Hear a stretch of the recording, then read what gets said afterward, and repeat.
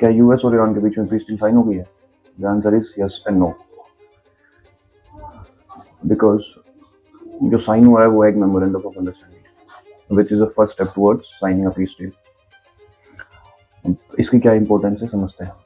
Last few weeks में market एक चीज को लेके बहुत ज्यादा वरीड था and that is Strait of Hormuz.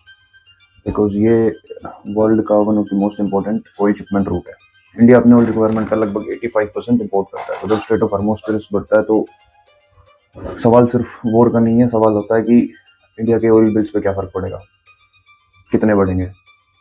Conflict के दौरान ट्रेडर्स का डर था कि ऑयल सप्लाई डिस्टर्ब होगी और ऑयल सप्लाई के डिस्टर्ब होते ही क्रूड ऑयल स्पाइक होता है, जो कि हुए भी।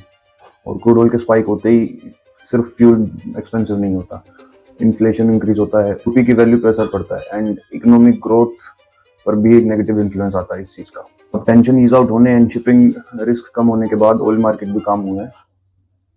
सो इसका इंडिया पे एक बड़ा ही पॉजिटिव इम्पैक्ट आया है। ऑयल प्राइसेस जो कि $95-100 तक टच कर गए थे, now they have come down to 80-85। Simple language में ईरान पीस डील का सबसे बड़ा बेनिफिट जियोपॉलिटिकल नहीं इकोनॉमिक हो सकता है, क्योंकि जब ऑयल स्टेबल होता है तो पूरी इकोनॉमी को एक ब्रीदिंग रूम मिलता है। क्या यूएस और ईरान के बीच में पीस डील साइन हो गई है? The answer is yes and no. Because जो साइन हुआ है वो एक memorandum of understanding which is the first step towards signing a peace deal.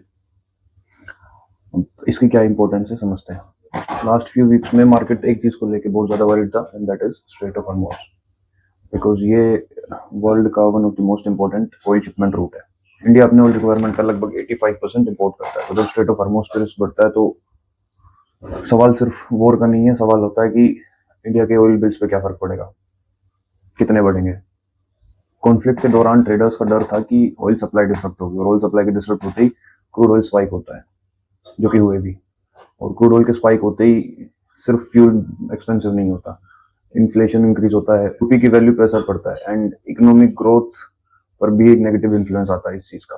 अब टेंशन ईज आउट होने एंड शिपिंग रिस्क कम होने के बाद ऑयल मार्केट भी काम हुआ है। सो इसका इंडिया पे एक बड़ा ही पॉजिटिव इम्पैक्ट आया है। ऑयल प्राइसेस जो कि $95-100 तक टच कर गए थे, now they have come down to 80-85। Simple language में ईरान पीस डील का सबसे बड़ा बेनिफिट जियोपॉलिटिकल नहीं इकोनॉमिक हो सकता है, क्योंकि जब ऑयल स्टेबल होता है तो पूरी इकोनॉमी को एक ब्रीदिंग रूम मिलता है।